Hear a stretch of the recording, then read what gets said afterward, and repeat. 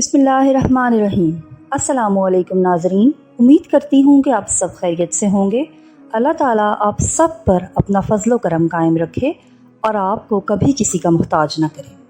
آج کی ویڈیو نبی آخر الزماں حضرت محمد صلی اللہ علیہ وآلہ وسلم کی پیدائش سے متعلق معلومات کا تسلسل ہی ہے۔ آج ہم جانیں گے کہ آپ صلی اللہ علیہ وآلہ وسلم کی پیدائش کے وقت پورے عالم میں کیا کیا معجزات پیش آئے۔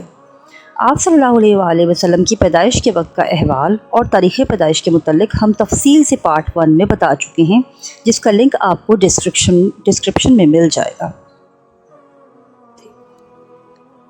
تو چلیے ہم آگے چلتے ہیں اور حضرت محمد صلی اللہ علیہ وآلہ وسلم کی پیدائش کے وقت جو معجزات رونما ہوئے ان کی تفصیل کی طرف چلتے ہیں، اور میں تھوڑا بہت آپ کو ان سے بتاتی ہوں۔ وہب بن جنبہ کہتے ہیں، جب حضرت عیسیٰ علیہ السلام پیدا ہوئے تھے دنیا کے تمام بت منہ کے بل گر گئے تھے، اور حضور اکرم صلی اللہ علیہ وآلہ وسلم جب اپنی والدہ کی شکم اطہر میں آئے تب بھی تمام بت گرے تھے، اور جب آپ نے جنم لیا تب بھی تمام بت گر گئے تھے۔ حضرت عبد المطلب سے روایت ہے کہ میں کعبے میں تھا، اچانک میں نے دیکھا کہ کعبے کے بت اپنی جگہوں سے گر پڑے اور سجدے کسی حالت میں زمین پر اندھے ہو گئے۔ ساتھ ہی میں نے کعبے کی دیوار میں سے ایک آنے والی آواز سنی، خدا کے وہ محبوب پیدا ہو گئے ہیں جن کے ہاتھوں غیر اللہ کے معبود ہلاک ہوں گے، اور وہ محبوب مکہ کو بتوں کی پرستش سے پاک کر دیں گے، اور وہ لوگوں کو ایک اس خدا کی عبادت کا حکم دیں گے جو سب کچھ جاننے والا ہے۔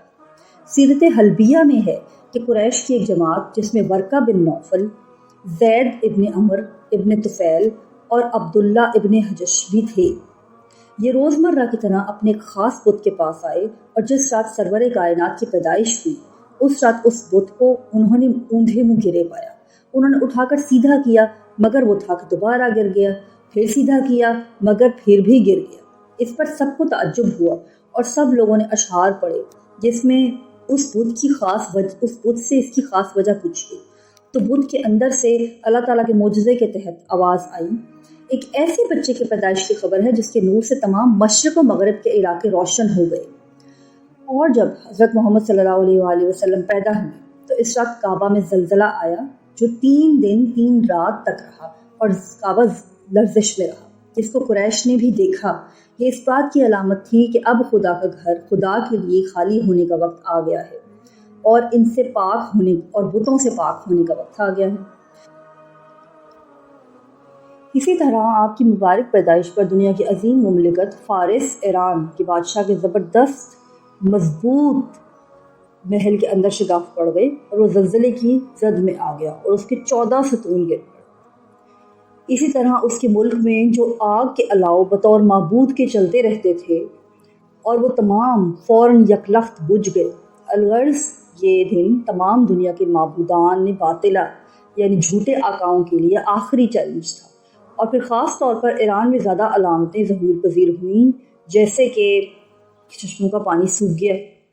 اور ایران فارس میں ان نشانیوں کی وجہ یہ تھی کہ ان کو آنے والے عذاب سے ڈرایا گیا تھا، کیونکہ مستقبل میں ایران کے بادشاہ کسریٰ پرویز نے حضور صلی اللہ علیہ وآلہ وسلم کا خط مبارک پھاڑنا تھا، اور اس کے بعد اس کی سلطنت کا پارا پارا ہونا تھا، جس کو تمام دنیا نے دیکھا، اور اب سے ہی اس کی علامتیں ظاہر ہو رہی تھیں۔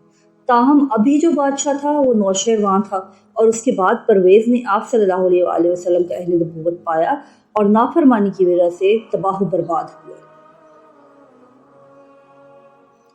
تفسیران مخلد، جس کے متعلق ابن حزم نے فرمایا ہے کہ اس جیسی دوسری کتاب نہیں لکھی گئی، اس میں ہے کہ شیطان اپنی پوری طویل زندگی میں صرف 4 مرتبہ نہایت مصیبت اور غم و اندوہ سے چیخا ہے۔ پہلی مرتبہ جب چیخا جب اللہ نے اس کو اپنی عالی بارگاہ سے ہانک دیا اور اس کو ملعون کر دیا۔ دوسری مرتبہ تب چیخا جب اس کو آسمان سے زمین پر اتارا گیا۔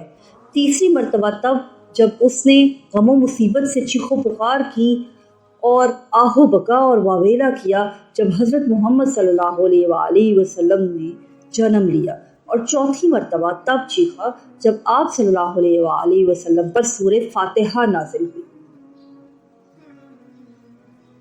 حضرت اکرمہ سے روایت ہے کہ جب آپ صلی اللہ علیہ وآلہ وسلم نے جنم لیا تو شیطان نے ستاروں کو گرتے دیکھا، تو اس نے اپنے لشکر سے کہا، اس رات کوئی ایسا بچہ پیدا ہوا ہے جو ہماری محنتوں پر پانی پھیر دے گا۔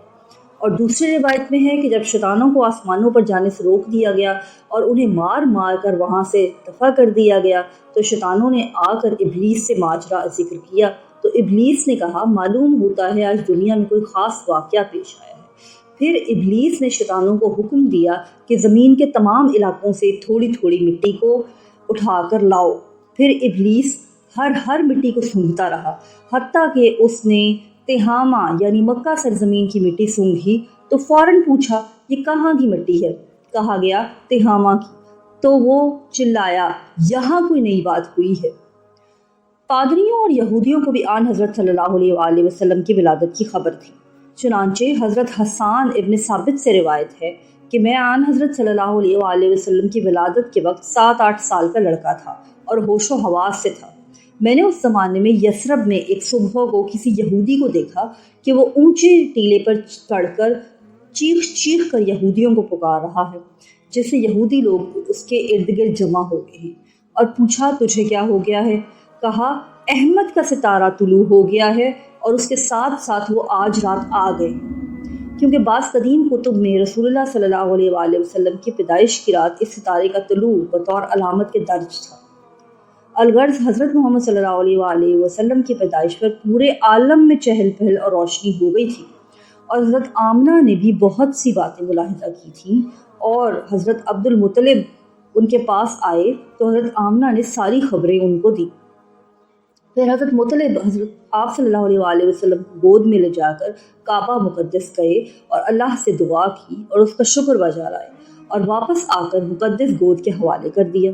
پھر حضرت آمنہ رضی اللہ تعالیٰ عنہ حضرت محمد صلی اللہ علیہ وآلہ وسلم کی دودھ پلانے کی خدمت کے متعلق غور و فکر کرنے۔ اور ناظرین آج کے لیے بس اتنا ہی۔ اللہ تعالیٰ آپ سب کا حامی و ناصر ہو اور اپنی خاص رحمتیں اور کرم آپ سب پر قائم رکھے۔ اللہ حافظ۔